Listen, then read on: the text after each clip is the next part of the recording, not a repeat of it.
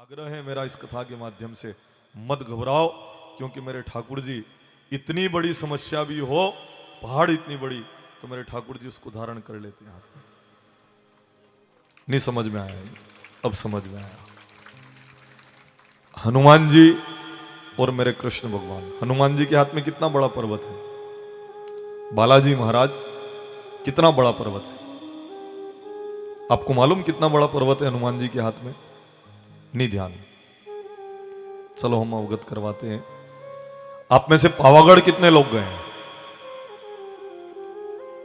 पावागढ़ कौन कौन गए पावागढ़ आप में से? पुरुषों में भी गए हैं ना? हाथ ऊंचे कर दो, मुझे मालूम पड़े कि इतने लोग पावागढ़ गए हैं। ये इतने लोग पावागढ़ गए हैं। कितना ऊंचा पर्वत है वो, जब आप गए हो देखा होगा आपने ऊपर, कितना ऊंचा पर्वत है वो। उस पर्वत का नाम पावागढ़ क्यों पड़ा जहां माता जी विराजमान है? क्योंकि हनुमान जी जो पर्वत उठा के लेके जा रहे थे, उसमें से पाव पर्वत वहां पर गिर गया, इसलिए उसका नाम है पावागढ़।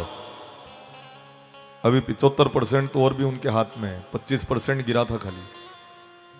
कितना बड़ा पर्वत, वो 25% है। अगर इतनी बड़ी भी मुसीबत हो, मेरे बालाजी उठाने को तैयार हैं। आप जाओ तो सही उसके दरबार में। अब इतनी बड़ी तो कोई समस्या है नहीं, पर फिर भी रो देते हैं, घबरा जाते हैं। जाओ उसकी चरण शरण। आपको ये पता है, जब हनुमान जी महाराज पर्वत उठा के लेके आ रहे थे तो उनको बाण लगा और हनुमान जी नीचे गिर गए।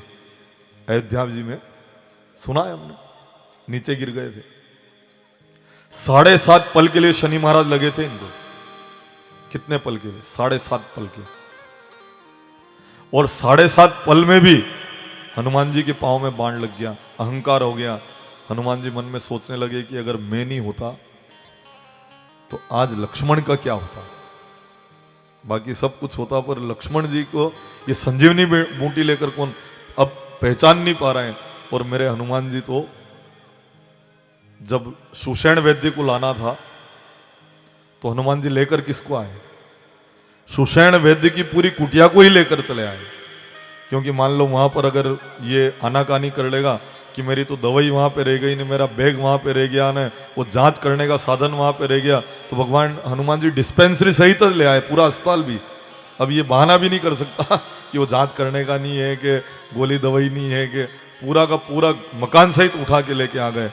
और जब वो संजीवनी बूटी लेने गए तो सोचा कि कहीं वो सुषेण वैद्य ये नहीं कह दे कि यानी दूसरी है, तो अपने एक काम करो कि ये पूरा का पूरा मेडिकल लेके चलो वहां पर। पूरा का पूरा पर्वत ही उठा के लेके आ गए। जब पर्वत उठा के लेकर पधार रहे ना, तो 7.5 पल के लिए इनको शनि महाराज लगे हैं। अभी अपने गांव रतन पिपलिया के शनि महाराज उतर गए 17 जनवरी के दिन। कर्क, वृश्चिक और मीन राशि में शनि महाराज है। धन राशि पर भी उतर गए। हाँ, भीमाशंकर ने भुवानी सिंह जी एक राशि है, धन राशि है। तो 7.5 साल के शनि महाराज थे, उतर गए। अभी मकर, कुंभ और मीन राशि पर 7.5 है। जिन जिन के हैं वो ध्यान देना। मकर, कुंभ ने मीन, इन पर 7.5 है। कर्क और वृश्चिक राशि पर 2.5 साल के शनि महाराज हैं अभी। कोई कहते हैं शनि महाराज का कोई फर्क नहीं पड़ता। धन राशि वालों से पूछो कितनी उठाव पटक 7.5 साल में हुई है। जयराम जी की बोलो, वास्तव में जब शनि महाराज आते हैं फर्क पड़ता है। तो जिन जिन के शनिदेव हो, ये 5 राशियां जिनकी हो, उन 5 राशि वालों को हनुमान जी की आराधना, पूजा, सरसों के तेल का 4 बत्ती वाला दीपक शनिवार के दिन हनुमान जी के मंदिर में लगाया। आज वार शनिवार है वो, शनिवार के दिन 4 बत्ती वाला सरसों के तेल का दीपक लगाए और घूमकर परिक्रमा करते हुए पीपल को जल चढ़ाए शनि महाराज, वो शनि महाराज की प्रसन्नता के लिए, तो शनिदेव आपके ऊपर प्रसन्न होंगे। साथ ही शनिवार के दिन खोपरे का गोला अगर गोमाता को खिलाएं तो भी शनिदेव प्रसन्न होते हैं। अगर शनिदेव की पत्नियों का नाम लो तो शनिदेव अरिष्ट फल नहीं देते हैं। शनिदेव की पत्नियों का नाम क्या है? ध्वजिनी धामिनी चैव कंकाली च कलह प्रिया। ध्वजिनी धामिनी चैव कंकाली च कलह प्रिया, कराली कंटकी चैव अजामही शिवरांगना। ये शनिदेव महाराज की पत्नियों के नाम है।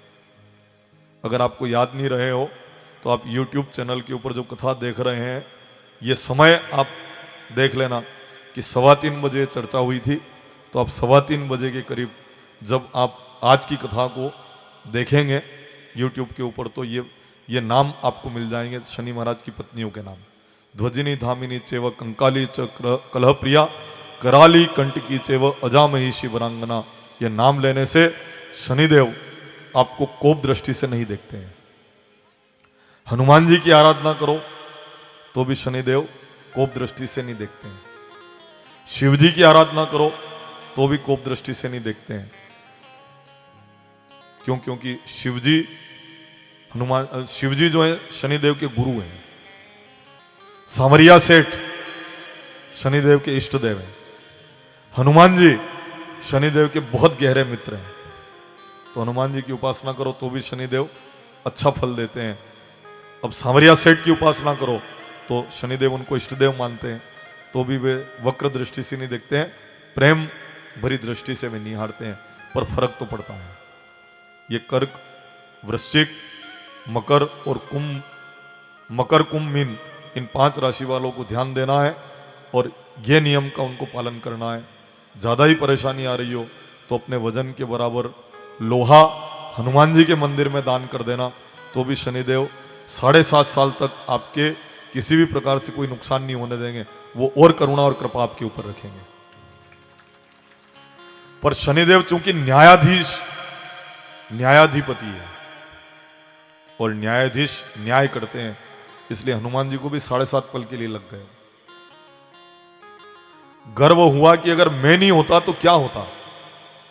भरत जी ने बाण संधान किया कि हो सकता है कि ये जो कोई पर्वत उठा के लेके जा रहा है, ये कहीं मेरे राम जी और लक्ष्मण जी के ऊपर न गिरा दे। इसलिए बाण चलाया, बाण जाकर पांव में लगा, हनुमान जी राम राम करते नीचे गिरे। अब शंका ये हो जाती है कि हनुमान जी नीचे गिर गए तो पर्वत कहां गया? नहीं होगी शंका।